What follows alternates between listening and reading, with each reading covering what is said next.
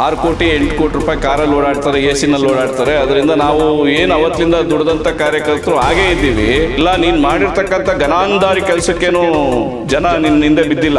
ಬಿಜೆಪಿಯನ್ನು ಒಂದೇ ಒಂದು ಕಿರೀಟ ನಿನ್ನ ತಲೆ ಮೇಲಿರೋದ್ರಿಂದ ಅಷ್ಟೇ ನಿಂದ ಆ ಕಿರೀಟ ಬಿಟ್ಬಿಟ್ಟು ನೀನು ಆಚೆ ಬಂದು ನಾನು ಏನು ಅಂತ ತೋರಿಸು. ಈಗ ಅವರು 4 ಸಲ ಆಗ್ಯವ್ರೆ. ಇವತ್ತು ಸಾಮಾನ್ಯ ಕಾರ್ಯಕರ್ತನೊಬ್ಬನ ಈ ಕ್ಷೇತ್ರದಲ್ಲಿ ನಿಲ್ಲಿಸಿ ಚುನಾವಣೆಯಲ್ಲಿ ಗೆಲ್ಸ್ಲಿ. ಬರೀ ಇವ್ರಿಗೋಸ್ಕರ ಇವ್ರ ಮನೆಗೋಸ್ಕರ ಅಂತ ಮಾಡಿದ್ರು. ಕಾರ್ಯಕರ್ತನ ದುಡಿಮೆ ಮಾಡಿಸೋದ್ರಲ್ಲಿ ಎಷ್ಟು ತರ ಕರೆಕ್ಟ್ ಆಗಿದೆ. ಬಿಜೆಪಿನಲ್ಲಿ ಇದ್ಕೊಂಡು ಬಿಜೆಪಿನಲ್ಲಿ ಇರ್ತಕ್ಕಂಥ ಕಾರ್ಯಕರ್ತರು ನಿನಗೋಸ್ಕರ ದುಡ್ದಿರ್ತಕ್ಕಂಥ ಕಾರ್ಯಕರ್ತರಿಗೆ ನೀನು ಇವತ್ತು ಕಾಲಬದಿ ಅಂತ ಕೆಲಸ ಮಾಡ್ತೀಯ. ಇವೆಲ್ಲ ಬಿಡಬೇಕು. ಮುಂದಿನ ದಿನಗಳಲ್ಲಿ ಸರಿಯಾದ ರೀತಿಯಲ್ಲಿ ನಡ್ಕೊಂಡ್ರೆ ಅಷ್ಟೇ. ಇಲ್ಲ ಅಂತ ಅಂದ್ರೆ ಇನ್ನೂ ಮುತ್ರ ಬೇರೆ ತರನೇ ಕೊಡ್ಬೇಕಾಗ್ತದೆ. ನಾನು 2023 ಲೋಕಸಭಾ ಚುನಾವಣೆಯಲ್ಲಿ ಏನೇನ್ ನಡೀತು, ಏನೇನ್ ಆಯ್ತು ಅದೆಲ್ಲ ನನಗೆ ಗೊತ್ತಿದೆ. ಯಾರ್ಯಾರು ಏನೇನ್ ನಡೆಸಿದ್ರು ಅಂತ, ಇವರೆಲ್ಲೆಲ್ಲಿ ಕಮಿಟ್ ಆಗಿದ್ರು, ಏನೇನ್ ಮಾಡಿದ್ರು ಅಂತ ಇದನ್ನೆಲ್ಲ ಬಿಚ್ಚಿಡ್ಬೇಕಾಗ್ತದೆ ಜನಗಳ ಮುಂದೆ. 28 ಚುನಾವಣೆಗೆ ಟಿಕೆಟ್ ತಗೊಂಬನ್ನಿ, ಅನ್ವಯ ಯಾರು ಅಂತ ತೋರಿಸ್ತೀನಿ, ಆಮೇಲೆ ಗೊತ್ತಾಗುತ್ತೆ.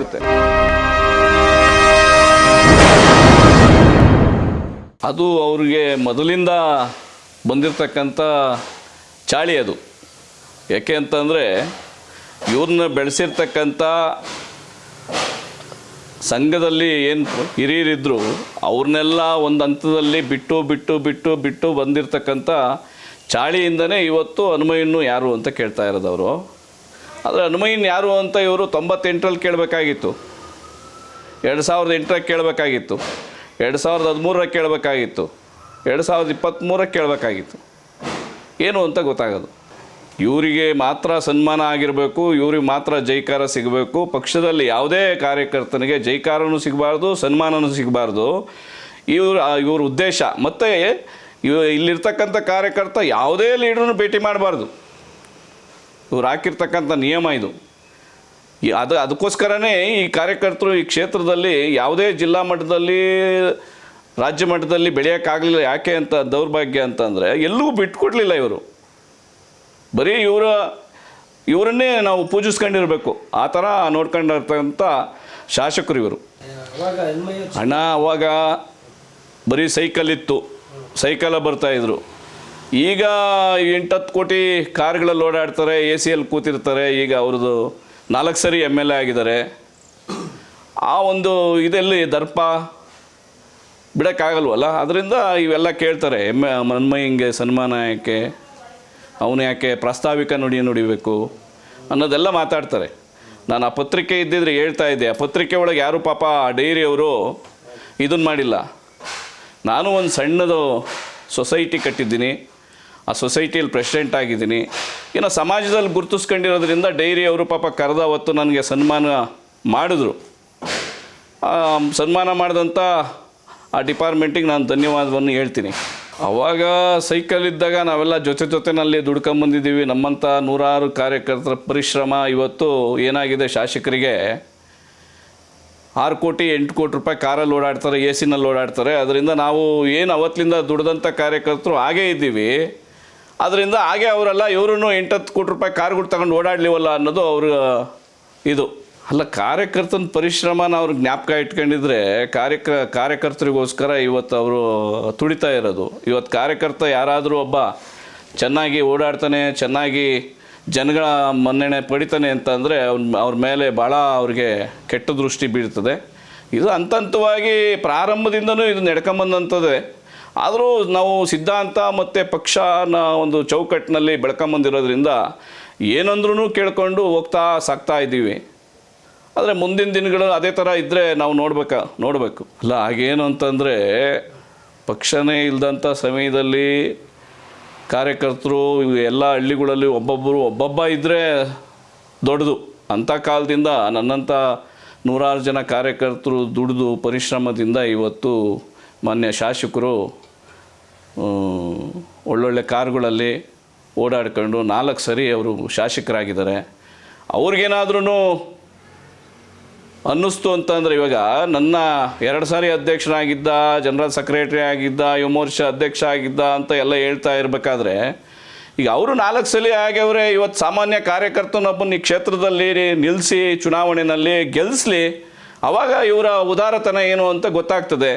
ಅದನ್ನು ಬಿಟ್ಟು ಬರೀ ಇವ್ರಿಗೋಸ್ಕರ ಇವ್ರ ಮನೆಗೋಸ್ಕರ ಅಂತ ಮಾಡಿದ್ರು ಕಾರ್ಯಕರ್ತನ ದುಡಿಮೆ ಮಾಡಿಸೋದ್ರಲ್ಲಿ ಎಷ್ಟು ಥರ ಕರೆಕ್ಟಾಗಿದೆ. ಇವರು ಬಾಯಲ್ಲಿ ಮಾತ್ರ ಹೇಳೋಕ್ಕೆ ಭಾಳ ಚೆನ್ನಾಗಿ ಹೇಳ್ತಾರೆ, ಆದರೆ ನಡ್ಕೊಳ್ಳೋ ರೀತಿ ಮಾತ್ರ ಬೇರೆ. ಪಕ್ಷಕ್ಕೆ ನಿಷ್ಠಾವಂತ ಕಾರ್ಯಕರ್ತ ಇವ್ರ ಅವಶ್ಯಕತೆ ಇಲ್ಲ ಇವ್ರಿಗೆ. ಏನಂದರೆ ದಿನ ಬೆಳಿಗ್ಗೆ ಆದರೆ ರಾಜಕೀಯವಾಗಿ ಅತ್ತ ಆಟ ಆಡೋವಂಥವ್ರನ್ನ ಬೇಕಷ್ಟೇ ಇವ್ರಿಗೆ. ಇದು ಇವ್ರು ಬಯಸ್ತಾ ಇರ್ತಕ್ಕಂಥದ್ದು. ನಾವು ಸಿದ್ಧಾಂತಕ್ಕೆ ಪಕ್ಷಕ್ಕೆ ದೇಶ ಧರ್ಮ ಅಂತ ಹೇಳ್ಕೊಂಡು ಅಂಟ್ಕೊಂಬಂದಿರ್ತಕ್ಕಂಥವ್ರು. ಎಲ್ಲಿ ಧರ್ಮದ ಕೆಲಸ ಎಲ್ಲಿ ಮಾಡ್ತಾವ್ರು ಇವತ್ತು? ಎಲ್ಲೆಲ್ಲಿ ಮಾಡ್ತಾ ಇದ್ದಾರೆ? ಇಡೀ ಕ್ಷೇತ್ರದಲ್ಲಿ ಎಲ್ಲಂದ್ರಲ್ಲೇ ಮಸೀದಿಗಳು ಎದ್ದಳ್ತಾವೆ, ಚರ್ಚ್ಗಳು ಎದ್ದಳ್ತಾವೆ. ಎಲ್ಲಿ ಇವ್ರ ಹೋರಾಟ? ಬರೀ ಇವ್ರಿಗೆ ಅಧಿಕಾರಕ್ಕೋಸ್ಕರ ಹೋರಾಟ ಅಷ್ಟೇ ಇವ್ರದ್ದು, ಬೇರೆ ಏನು ಇಲ್ವಲ್ಲ ಇವ್ರದ್ದು. ಏನಿದೆ? ಅದೇ ಕಾರ್ಯಕರ್ತ ಏನಾದರೂ ಮಾತಾಡಿದ್ರೆ ಅವನ ಮೇಲೆ ದಬ್ಬಾಳಿಕೆ ಮಾಡೋ ಅಂಥದ್ದು. ಇಷ್ಟು ಬಿಟ್ಟರೆ ಇನ್ನೇನು ಮಾಡ್ತಾವ್ರೆ ಇವರು? ಕಾರ್ಯಕರ್ತನ ಕಷ್ಟ ಸುಖಗಳಿಗೇನೋ ಸ್ಪಂದಿಸ್ತಾವ್ರೆ ಇವರು? ಯಾವ ಕಾರ್ಯಕರ್ತನ ಕಷ್ಟ ಸುಖಕ್ಕೆ ಸ್ಪಂದಿಸ್ತಾವ್ರೆ? ಇವತ್ತು ಕಾರ್ಯಕರ್ತ ಏನಾದ್ರೂ ಅವನ ಆರೋಗ್ಯ ಸರಿ ಇಲ್ಲ ಅಂತ ಅಂದರೆ ಅವನ ಹೊಲನ ಮರೆನೋ ಮಾರಿ ಅವ್ನು ತೋರ್ಸ್ಕೊಬೇಕೆ ಹೊರತು ಯಾರೂ ಇಲ್ಲಿ ಆಗಿಲ್ಲ. ಇದು ನಡ್ಕೊಂಬಂದಿರ್ತಕ್ಕಂಥ ನಿಜವಾದ ವಿಚಾರ. ಏನಾಗ್ತದೆ ಅಂತಂದರೆ ಮನುಷ್ಯನಿಗೆ ಒಂದು ಹಂತ ಹೋಗೋವರೆಗೂ ಚೆನ್ನಾಗೇ ಇರ್ತಾರೆ. ಹಂತ ಎದ್ದಿದ್ದಾದಮೇಲೆ ಭಾಳ ಕಷ್ಟ. ಇವ್ರ ಎಲ್ಲ ಪ್ರಯತ್ನಗಳಿಗೂ ಮತ್ತು ಇವರೆಲ್ಲ ಫಲಗಳಿಗೂ ನಾವು ಮೆಟ್ಲಾಗಿ ಕಾರ್ಯಕರ್ತರು ಕೆಲಸ ಮಾಡಿದ್ದೀವಿ, ಮೆಟ್ಲಾಗಿದ್ದೀವಿ. ಇವರು ಮೇಲು ಹತ್ತೋಕ್ಕೆ ನಾವು ಮೆಟ್ಲಾಗಿದ್ದೀವಿ ಕಾರ್ಯಕರ್ತರು. ಇದನ್ನು ಮರಿಬಾರ್ದವರು. ಆಮೇಲೆ ರಾಜಕಾರಣ ನಾವು ಸುಮಾರು ನನಗೂ 53 ವರ್ಷ ಆಯಿತು. ನಾನು ನೋಡಿದ್ದೀನಿ ಇಂಥ ಬೇಕಾದಷ್ಟು ಜನ ನಾನೇ ನಂದೇ ಅನ್ನೋರನ್ನ ಬೇಕಾದಷ್ಟು ಜನ ನಾವು ನೋಡಿದ್ದೀವಿ. ಇವತ್ತು ಅವರ ವಂಶದ ಪಳೆಯುಳಿಕೆ ಇಲ್ಲ. ಇವರು ಒಂದು ಸಂಘದಿಂದ ಬಂದಿರತಕ್ಕಂಥವ್ರು, ಸಂಸ್ಕಾರ ಇರೋ ಅಂಥವ್ರು ಸರಿಯಾದ ರೀತಿಯಲ್ಲಿ ಮಾತಾಡಬೇಕು. ಹನುಮಯ್ಯಂಗೇನು ಸನ್ಮಾನ ಮಾಡೋ ಅಂಥದ್ದು, ಹನುಮಯ್ಯ ಯಾರು ಮಾತಾಡೋದಕ್ಕೆ ಅಂತಂದರೆ, ಹನುಮಯ್ಯ ಮಾತಾಡಲಿಲ್ಲ ಅಂದರೆ ಜನಗಳ ಹತ್ರ, ಹನುಮಯ್ಯ ವಿಶ್ವಾಸ ಉಳಿಸ್ಕೊಂಡಿಲ್ಲ ಅಂದರೆ ಜನಗಳ ಹತ್ರ ನೀನು 4 ಸರಿ MLA ಆಗ್ತಾ ಇರಲಿಲ್ಲ. ಇದು ಜ್ಞಾಪಕ ಇರಬೇಕು ಮಾನ್ಯ ಜನಪ್ರಿಯ ಶಾಸಕರಾದಂಥ ವಿಶ್ವನಾಥ್ ಅವ್ರಿಗೆ.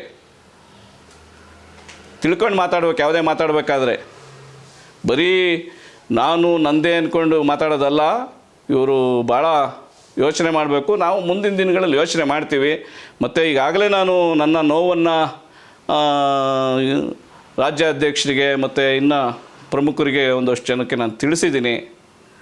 ಇವ್ರ ಚಾಳಿ ಇದೇ ಥರ ಮುಂದುವರೆದ್ರೆ ನಾವು ಮುಂದೆ ಹೆಂಗೆ ನಡ್ಕೊಬೇಕು ಅನ್ನೋದು ತೋರಿಸ್ಬೇಕಾಗ್ತದೆ. ನಾವ್ಯಾರು ಅನ್ನೋದು ತೋರಿಸ್ಬೇಕಾಗ್ತದೆ. ಅದೊಂದು ಜನ ಉತ್ತರ ಕೊಡ್ತಾರೆ. ಕಾರ್ಯಕರ್ತರು ಈಗಾಗಲೇ ನೊಂದಿರೋ ಅಂಥ ಕಾರ್ಯಕರ್ತರು ಅವ್ರು ನನ್ನ ಜೊತೆಯಲ್ಲಿ ಎಲ್ಲ ಹಳ್ಳಿಗಳಿಗೂ ನಾನು ಇವತ್ತು ಎಲ್ಲ ಸಮಾರಂಭಗಳಿಗೂ ಹೋಗ್ತಾ ಇದ್ದೀನಿ, ಎಲ್ಲ ಕಾರ್ಯಕ್ರಮಗಳಿಗೂ ಹೋಗ್ತಾ ಇದ್ದೀನಿ, ಸತ್ತಾಗೂ ಹೋಗ್ತಾ ಇದ್ದೀನಿ, ಅವ್ರ ಮದುವೆ ಫಂಕ್ಷನ್ಗೂ ಹೋಗ್ತಾ ಇದ್ದೀನಿ, ಎಲ್ಲ ಕಾರ್ಯಕ್ರಮಕ್ಕೂ ಭಾಗವಹಿಸ್ತಾ ಇದ್ದೀನಿ. ಕಾರ್ಯಕರ್ತರು ನನ್ನ ಹತ್ರ ಅವ್ರ ನೋವುಗಳನ್ನ ಹಂಚ್ಕೊತಾ ಇದ್ದಾರೆ. ಅದಕ್ಕೆ ಸರಿಯಾಗಿ ಸಮಯ ಬರಬೇಕು. ಆ ಸಮಯ ಬಂದಾಗ ಉತ್ತರ ಸಿಗ್ತದೆ. ಎಲ್ಲ ಕಾರ್ಯಕರ್ತರು ಒಟ್ಟಿಗೆ ಸೇರ್ಕೊಂಡು ಮಾತಾಡಿ ಏನು ಉತ್ತರ ಕೊಡ್ಬೇಕಾ ಕೊಡ್ತೀವಿ. ಅದಕ್ಕಿಂತ ಮುಂಚೆ ಇವರೇನೋ ಅರ್ಥಕೊಂಡು ನಿನ್ನ ಜೊತೆಯಲ್ಲೇ ದುಡ್ದಿರ್ತಕ್ಕಂಥ 10 ಜನ ಕಾರ್ಯಕರ್ತರಿದ್ದೀವಿ. ಇವ್ರು 4 ಸರಿ MLA ಆಗ್ಯವ್ರೆ, ಎಲ್ಲ ಅನುಭವಿಸ್ಯವ್ರೆ. ಇವರು ಕಾರ್ಯಕರ್ತನ ಬಿಟ್ಕೊಡ್ಲಿ. ಅದನ್ನು ಬಿಟ್ಬಿಟ್ಟು ಬೇರೆ ಏನೋ ಹೇಳೋದು ಇವರು. ಆಗಲಪ್ಪ, ನೀನು 2028ಕ್ಕೆ ಹನುಮಯ್ಯ ಬೇಡ, ಇನ್ನೊಬ್ಬ ಬೇಡ, ಮತ್ತೊಬ್ಬ ಬೇಡ ಅಂತ ನೀನು ಚುನಾವಣೆಗೆ ಟಿಕೆಟ್ ತಗೊಂಬಂದು ನಿಲ್ಲಪ್ಪ. ನಿಂತು ಗೆದ್ದು ನಾನು ಗೆದ್ದಿದ್ದೀನಿ, ಯಾವ ಕಾರ್ಯಕರ್ತ ಇಲ್ದಿರೋ ನಾನು ಗೆದ್ದಿದ್ದೀನಿ ಅನ್ನೋದು ನೀನು ತೋರ್ಸಪ್ಪ. ನಿನ್ನ ಕಾರ್ಯಕರ್ತರು ಯಾರೂ ಇಲ್ಲ ಅಂತ ಹೇಳ್ತೀಯಲ್ಲ, ಈಗ ನನಗೆ ಯಾರು ಬೇಡ ನಾನೇ ಅಂತ ಹೇಳ್ತೀಯಲ್ಲ, ಕಾರ್ಯಕರ್ತರು ಯಾರೂ ಇಲ್ದಂಗೆ ನಾಳೆ ಬೆಳಗ್ಗೆ ಗೆಲ್ಲಪ್ಪ ನೋಡೋಣ. ಪ್ರತಿಯೊಬ್ಬ ಕಾರ್ಯಕರ್ತಂದು ಅವನದೇ ಆದಂಥ ಶ್ರಮ ಅದೇ.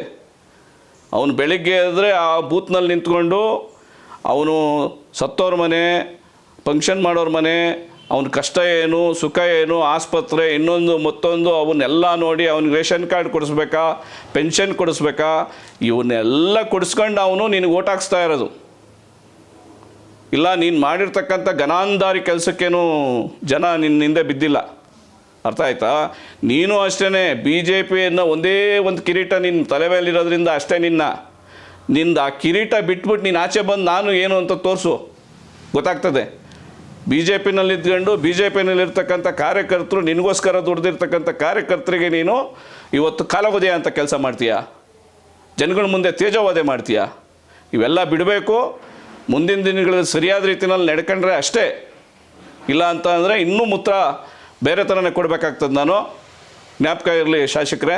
ಅಲ್ಲ, ಈಗಾಗಲೇ ಆ ಕಾರ್ಯಕರ್ತರು ಎಲ್ಲರೂ ನನ್ನ ಹತ್ರ ಮಾತಾಡಿದ್ದಾರೆ. ಶಾಸಕರು ಯಾಕೆ ಈ ರೀತಿಯಲ್ಲಿ ಮಾತಾಡ್ತಾವ್ರೆ, ಯಾಕೆ ಇವ್ರ ನಡೆ ಹಿಂಗೆ ಬದಲಾಗ್ತದೆ ಅಂತ ಅದೇನೋ ಎತ್ತೋ ಗೊತ್ತಿಲ್ಲ ನನಗೂ. 2 ವರ್ಷದಿಂದ ಅವರ ನಡೆ ನುಡಿನೇ ಬೇರೆ ಆಗಿದೆ. ಅದು ಯಾಕಾಗಿದೆ, ಏನಾಗಿದೆ, ಅದು ಮುಂದಿನ ದಿನಗಳಲ್ಲೂ ಉತ್ತರ ಕೊಡ್ತೀನಿ. ಈಗಾಗಲೇ ನಾವೆಲ್ಲ ಕಾರ್ಯಕರ್ತರು ಒಂದು ಕಡೆ ಸೇರಿ ಸಮಾನ ಮನಸ್ಕರು ಎಲ್ಲ ಸೇರ್ತಾ ಇದ್ದೀವಿ, ಮಾತಾಡ್ತಾ ಇದ್ದೀವಿ, ಚರ್ಚೆ ಮಾಡ್ತಾ ಇದ್ದೀವಿ.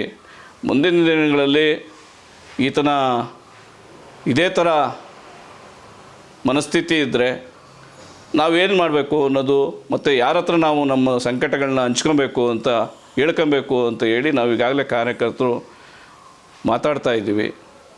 ಯಾರಾದರೂ ಮಾತಾಡಿದ್ರೆ ಅವನು ವೈಯಕ್ತಿಕವಾಗಿ ಅವನ ಹಣ ಎಷ್ಟು ಸಂಪಾದನೆ ಮಾಡ್ಯವನೆ, ಅವನ ಆಸ್ತಿ ಎಷ್ಟು ಸಂಪಾದನೆ ಮಾಡ್ಯವನೆ, ಅವನ ಲೂಪ್ ಹೋಲ್ಸ್ ಏನು, ಅವನದೇನ ಬೇರೆ ಬೇರೆ ಅಭ್ಯಾಸಗಳಾಯ್ತಾ, ಅವನ್ನ ಹೆಂಗೆ ಮಣಿಸ್ಬೇಕು ಅನ್ನೋದು ಈತ ಬೆಳಿಗ್ಗೆ ಎದ್ದರೆ ಯಾರೋ ಒಂದಷ್ಟು ಜನ ಕಿವಿ ಚುಚ್ಚೋರನ್ನ ಕೇಳಿಕೊಂಡು ಮಾತಾಡ್ತಾ ಓದ್ತಾವ್ರೆ. ಆದರೆ ಇದನ್ನು ಸರಿ ಮಾಡ್ಕೊಬೇಕು ಮಾನ್ಯ ಶಾಸಕರೇ. ನಾನು ನಿಮ್ಮ ಜೊತೆ 40 ವರ್ಷದಿಂದ ಭಾಳ ಕಷ್ಟ ಬಿದ್ದು ಕೆಲಸ ಮಾಡಿದ್ದೀನಿ. ಇವತ್ತು ಭಾಳ ಚೆನ್ನಾಗಿರ್ಬೋದು, ಆದರೆ ಕಷ್ಟದ ದಿನಗಳ ಹಿಂದೆ ಸೈಕಲ್ ತುಳ್ಕೊಂಡು ಹೆಸರುಗಟ್ಟಿಗೆ ಬರ್ತಿದ್ದ ದಿನ, ಸಂಘಟನೆ ಮಾಡ್ತಿದ್ದ ದಿನ, ಯಾವುದನ್ನ ಮನೆಗೆ ಹೋದರೆ ನಾವು ಸೀಕ್ ತಿಂತಿದ್ದ ದಿನ, ಅದನ್ನು ಜ್ಞಾಪಿಸ್ಕೊಬೇಕು. ಇವತ್ತು ನಿಮ್ಮ ಐಷಾರಾಮಿ ಜೀವನ ಆಗಲಿಕ್ಕೆ ನನ್ನಂಥ 100 ಕಾರ್ಯಕರ್ತರ ಶ್ರಮ ಇದೆ. ನಿಮ್ಮೆಲ್ಲ ಶ್ರೇಯಸ್ಸಿಗೂ ನಾವು ಮೆಟ್ಲಾಗಿದ್ದೀವಿ. ಮೆಟ್ಲನ್ನ ಯಾವತ್ತೂ ಮರಿಬಾರ್ದು. ಮೆಟ್ಲಿಲ್ಲ ಅಂತಂದರೆ ಮೇಲಿಂದ ಬಿದ್ದೋಗ್ತೀರಾ, ಅದು ಜ್ಞಾಪಕ ಇರಲಿ.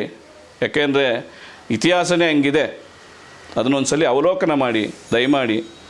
ಯಾಕೋ ನಿಮ್ಮ ನಡೆ ಭಾಳ ಬೇರೆ ದಿಕ್ಕಿನಾಗ ಹೋಗ್ತಾ ಇದೆ. ಬಿಡಿ, BJP ಏನು ನಮಗೆ ಕಲಿಸ್ಕೊಡ್ತು ಸಿದ್ಧಾಂತ, ಪಕ್ಷ, ಧರ್ಮ, ದೇಶ ಎಲ್ಲ, ಅದನ್ನು ಒಂದು ಸ್ವಲ್ಪ ನೋಡಿ ಹಿಂದಕ್ಕೆ ತಿರುಗಿ. ಈಗ ನೀವು ಭಾಳ ಎತ್ತರವಾಗಿ ಬೆಳೆದಿದ್ದೀರಿ, ಎಲ್ಲೋದ್ರೂ ಟಿಕೆಟ್ ಕೊಡ್ತಾರೆ, ಎಲ್ಲೋದ್ರೂ ಕರ್ಕೊಂಬರ್ತಾರೆ ನಿಮ್ಮನ್ನು. ಆದರೆ ನಾವು ಬಂದಿರತಕ್ಕಂಥ ದಾರಿ ಬಿಡಬಾರ್ದಲ್ಲ, ಮರಿಬಾರ್ದಲ್ಲ. ನೀವು ಇವತ್ತು ಆಲೋಚನೆ ಮಾಡೋ ಥರ ನಾವೇನಾದರೂ ಕಾರ್ಯಕರ್ತರು ಹಿಂದೆ ಆಲೋಚನೆ ಮಾಡಿದರೆ ನೀವು ಇಷ್ಟು ಏನು 4 ಸರಿ MLA ಆಗಿದ್ದೀರಿ, ಅವಕಾಶನೇ ಆಗ್ತಾ ಇರಲಿಲ್ಲ. ಜ್ಞಾಪಕ ಇರಲಿ ನಿಮಗೆ. ನೋಡಿ, ನಮಗೆ ಸಂಘ ಪಾಠ ಹೇಳ್ಕೊಟ್ಟಿರೋದು ಅದೇ. ಮನುಷ್ಯ ಎಷ್ಟು ವರ್ಷ ಬದುಕಿರ್ತಾನೋ ಗೊತ್ತಿಲ್ಲ. ತನ್ನ ಮನೆಗೋಸ್ಕರ, ತನ್ನ ಕುಟುಂಬಕ್ಕೋಸ್ಕರ ಬದುಕೋದು ಬದಲು ಸಾಮಾಜಿಕವಾಗಿ ಜನಗಳ ಮಧ್ಯೆ ಜನಗಳ ಸಮಸ್ಯೆಗಳನ್ನ ಇಟ್ಕೊಂಡು, ಮತ್ತು ಈ ದೇಶದ ಪರಿಸ್ಥಿತಿ ಏನಿದೆ ಇದನ್ನೆಲ್ಲ ಅವಲೋಕನ ಮಾಡಿಕೊಂಡು ನಮಗೆ ಸಂಘ ಹಾಕ್ಕೊಟ್ಟಿರ್ತಕ್ಕಂಥದ್ದು ಬೇಸು. ಆ ಸಂಘದ ಚೌಕಟ್ಟಲ್ಲಿ ಏನು ನಮಗೆ ಸಂಸ್ಕಾರ ಕೊಟ್ಟಿದ್ರು, ಆ ಸಂಸ್ಕಾರದ ಅಡಿನಲ್ಲೇ ಬಂದಿದ್ದೀವಿ ನಾವೆಲ್ಲ. ಸುಮಾರು ಕಾರ್ಯಕರ್ತರು, ನನ್ನಂಥ 100 ಕಾರ್ಯಕರ್ತರು ಇವತ್ತೂ ಏನೂ ಪಡಿದಿಲ್ದಾರೆ ಹಂಗೆ ಅವರೇ. ಒಂದು ಕಾಲದಲ್ಲಿ BJP ಬಾವುಟ ಕಟ್ಟೋರು ಇರಲಿಲ್ಲ. ಆವತ್ತಿನ ದಿವಸ ನಾವು ಕ್ಯಾಂಡಿಡೇಟ್ಗಳು ಅವತ್ತು ನಾವು ಖರ್ಚು ಮಾಡ್ಕೊಂಡು ನಮ್ಮ ಹತ್ರ ಇರ್ತಕ್ಕಂಥ ಹಣದಲ್ಲಿ ನಾವು ನಿಂತು ಪಕ್ಷನ ಕಟ್ಟಿದ್ದೀವಿ. ಇವತ್ತು ಪಕ್ಷ ಬೆಳೀತಾ ಇರಬೇಕಾದ್ರೆ ಇವತ್ತು ಯಾರ್ಯಾರನ್ನ ಕರ್ಕೊಂಬಂದು ಟಿಕೆಟ್ ಕೊಡ್ತೀಯಾ, ಯಾರ್ಯಾರನ್ನ ಗೆಲ್ಸ್ಕೊಳಕ್ಕೆ ನೋಡ್ತೀಯಾ, ಎಲ್ಲ ಮಾಡ್ತೀಯಾ, ಮಾಡು, ಸಂತೋಷ. ಆದರೂ ನಿನ್ನ ಜೊತೆನಲ್ಲಿ ಬೆಳ್ಕೊಂಬಂದಂಥ, ನಿನಗೋಸ್ಕರ ದುಡ್ದಂಥ, ಪಕ್ಷಕ್ಕೋಸ್ಕರ ನಿಷ್ಠೆ ಇರೋದಂತಕ್ಕಂಥ ಕಾರ್ಯಕರ್ತರನ್ನು ಬಿಟ್ಟೋಗ್ತಾ ಇದೆಯಲ್ಲಪ್ಪ. ಇದ್ಯಾಕೆ ಈ ಧೋರಣೆ ನಿಂದು? ಅವ್ರು ಹೋಗಲ್ಲ ಅಂದರೂ ನೀನೇ ಬೇರೆ ಪಕ್ಷಕ್ಕೆ ಕಳ್ಸೋಕೆ ಓದ್ತಿದ್ದೀಯಲ್ಲ. ಕಳ್ಸಕ್ಕೆ ನೀನು ಯಾರು? ನನ್ನಂತೆ ನೀನು ಒಬ್ಬ ಕಾರ್ಯಕರ್ತ. ಆದರೆ ನಿನಗೆ MLA ಅಂತ ಗುರುತಿಸಿ ಪಾರ್ಟಿ ಟಿಕೆಟ್ ಕೊಟ್ಟಾಗ ನೀನು MLA ಮಾಡಿದ್ದೀವಿ. ಆದರೆ ನೀನು ಸಾಮಾನ್ಯ ಕಾರ್ಯಕರ್ತ, ಜ್ಞಾಪಕ ಇರಲಿ ನಿನಗೆ. ಇವತ್ತು ದೇಶದ ಪ್ರಧಾನಮಂತ್ರಿಗಳಾದಂಥ ನರೇಂದ್ರ ಮೋದಿಯವರು ಒಬ್ಬ ದೇಶದ ಅಧ್ಯಕ್ಷನಿಗೆ ನನ್ನ ಬಾಸ್ ಅಂತ ಹೇಳ್ತಾರೆ. ನೀನೇನು ಹೇಳ್ತಿದ್ಯಾ? ನಿನಗೆ ದುಡಿತಾ ಇರ್ತಕ್ಕಂಥ ಕಾರ್ಯಕರ್ತರನ್ನ ಗುಲಾಮರು ಅಂತ ಕೇಳ್ತಾ ಇದೆಯಾ? ಅವ್ನು ಯಾಕೆ ಸನ್ಮಾನ ಅಂತ ಕೇಳ್ತಾ ಇದೆಯಾ? ನಿನ್ನ ಧೋರಣೆ? ಇದನ್ನು ನಿನ್ನಿಂದ ನಿರೀಕ್ಷೆ ಮಾಡ್ಬೇಕಾ ನಾವು? ಇದನ್ನೆಲ್ಲ ಗಮನಿಸ್ತಾವ್ರೆ ಮಾನ್ಯ ಶಾಸಕರೇ. ಮುಂದಿನ ದಿನಕ್ಕೆ ಎಚ್ಚರಿಕೆ ಇರಲಿ. 28ಕ್ಕೆ ಚುನಾವಣೆಗೆ ಟಿಕೆಟ್ ತಗೊಂಬನ್ನಿ. ಅನ್ವಯ ಯಾರು ಅಂತ ತೋರಿಸ್ತೀನಿ, ಆಮೇಲೆ ಗೊತ್ತಾಗುತ್ತೆ. ಅನ್ವಯ ಪಡ್ಕೊಂಡಿರ್ತಕ್ಕಂಥ ವಿಶ್ವಾಸದಲ್ಲಿ ಜನ ಎಲ್ಲ ನನ್ನ ರೀತಿ ನೀತಿ ರಿವಾಜು ಎಲ್ಲ ನೋಡಿದ್ದಾರೆ. ಅರ್ಥ ಆಯ್ತಾ? ನಮ್ಮನ್ನು ಯಾವುದ್ಯಾವುದಕ್ಕೋ ತಗಲಾಕ್ಸಿ ಯಾವುದ್ಯಾವುದಕ್ಕೋ ಸಿಕ್ಕಿಸಿ ನಮಗೆ ತೊಂದರೆ ಕೊಡೋ ರೀತಿಯಲ್ಲಿ ಯಾವತ್ತು ವರ್ತನೆ ಮಾಡ್ತಾ ಇದೆಯಾ ನೀನು? ಇದು ಒಳ್ಳೆಯದಲ್ಲ. ನೀನು ತೇಜೋವಧೆ ಮಾಡೋದು ಆಯಿತು ಅಂತ ಅಂದರೆ ಮುಂದಿನ ದಿನಗಳಲ್ಲಿ ನಿನ್ನ ಕಾರ್ಯಕರ್ತರು ಎಲ್ಲಿ ನಿಲ್ಲಿಸ್ಬೇಕೋ ಅಲ್ಲಿ ನಿಲ್ಲಿಸ್ತಾರೆ. ಜ್ಞಾಪಕ ಇರಲಿ ಶಾಸಕರೇ. ನಾನು ಪಾರ್ಟಿ ಅಧ್ಯಕ್ಷನಾಗಿದ್ದೆ MP ಚುನಾವಣೆಯಲ್ಲಿ. ಪಾರ್ಟಿ ಯಾರಿಗೆ ಟಿಕೆಟ್ ಕೊಡಿಸ್ತದೋ ಅವ್ರಿಗೆ ಕೆಲಸ ಮಾಡಬೇಕು, ಮಾಡಿದ್ದೀನಿ. ಅದು ನನ್ನ ಧರ್ಮ. ಇವರು ನನ್ನ ಹಿಂದೆ 2013ರಲ್ಲಿ ಅನ್ವಯ JDS ಮಾಡ್ದ, ಇಂಡಿಪೆಂಡೆಂಟ್ ಮಾಡ್ದ ಅನ್ನೋ ಒಂದು ಆರೋಪ ಮಾಡಿದ್ದಾರೆ ಶಾಸಕರು. ಅದು ನಾನು ಹಿಂದೆನೂ ಮಾಧ್ಯಮಗಳಲ್ಲಿ ಅದು ಖಂಡಿಸಿದ್ದೀನಿ ಮತ್ತು ಹೇಳಿದ್ದೀನಿ. ಅದ್ರ ವಿಚಾರದಲ್ಲಿ ನನ್ನ ಜೊತೆನಲ್ಲಿ ಬೆಳೆದಿರ್ತಕ್ಕಂಥ ನೂರಾರು ಜನ ಈಗಾಗಲೇ ಅದರ ನೋವುಂಡವ್ರೆ. ಯಾಕೆ ಅನ್ವಯನ ಬಗ್ಗೆ ಹಿಂಗೆ ಮಾತಾಡಿದ್ರು ಅಂತ. ಯಾಕೆಂದರೆ ನನ್ನ ಏನು 83ರಿಂದ ಪ್ರಾರಂಭ ಆಯಿತು ಸಂಘ ಮತ್ತು ಪಕ್ಷ, ಅಲ್ಲಿಂದ ಇಲ್ಲಿವರೆಗೂ ನನ್ನ ವಿರೋಧಿಗೆ ಕೊಟ್ಟರು ನಾನು ಪ್ರಾಮಾಣಿಕವಾಗಿ ಕೆಲಸ ಮಾಡ್ಕೊಂಬಂದಿರ್ತಕ್ಕಂಥನು. ಇವತ್ತು ನನ್ನ ಇವರು ಈ ಪ್ರಶ್ನೆ ಮಾಡ್ತಾವ್ರೆ. ಮುಂದಿನ ದಿನಗಳಲ್ಲಿ 2023 ಲೋಕಸಭಾ ಚುನಾವಣೆಯಲ್ಲಿ ಏನೇನು ನಡೀತು, ಏನೇನು ಆಯಿತು ಅದೆಲ್ಲ ನನಗೆ ಗೊತ್ತಿದೆ. ಯಾರ್ಯಾರು ಏನೇನು ನಡೆಸಿದ್ರು ಅಂತ, ಇವರೆಲ್ಲೆಲ್ಲಿ ಕಮಿಟ್ ಆಗಿದ್ರು, ಏನೇನು ಮಾಡಿದ್ರು ಅಂತ. ಇಂಥ ದಿನಗಳು ಮುಂದಿನ ದಿನ ಇನ್ನೂ ಭಾಳ 2 ವರ್ಷ ಇದೆ. ಇದನ್ನೆಲ್ಲ ಬಿಚ್ಚಿಡಬೇಕಾಗ್ತದೆ ಜನಗಳ ಮುಂದೆ. ಅದನ್ನು ನಾನು ಹೇಳ್ತೀನಿ. ಯಾರು ಪ್ರಾಮಾಣಿಕವಾಗಿ ಪಕ್ಷದ ಜೊತೆ ನಿಂತರು, ಯಾರು ಪಕ್ಷದ ಜೊತೆ ನಿಲ್ಲಿಲ್ಲ, ಯಾರು ಹೋರಾಟಗಳು ಮಾಡಿದ್ರು, ಯಾರು ಧಿಕ್ಕಾರಕ್ಕೆ ಹೋಗಿದ್ರು, ಏನೇನಾಯಿತು ಅಂತ ಮುಂದಿನ ದಿನಗಳಲ್ಲಿ ಹೇಳ್ತೀನಿ. ಅದನ್ನು ಬಿಟ್ಟು ಪ್ರಾಮಾಣಿಕರ ಪ್ರಶ್ನೆ ಮಾಡೋದು ಶಾಸಕರು ಎಷ್ಟರ ಮಟ್ಟಿಗೆ ಸರಿ ಅಂತ ತಿಳ್ಕೊಂಡು ಮಾತಾಡಬೇಕು.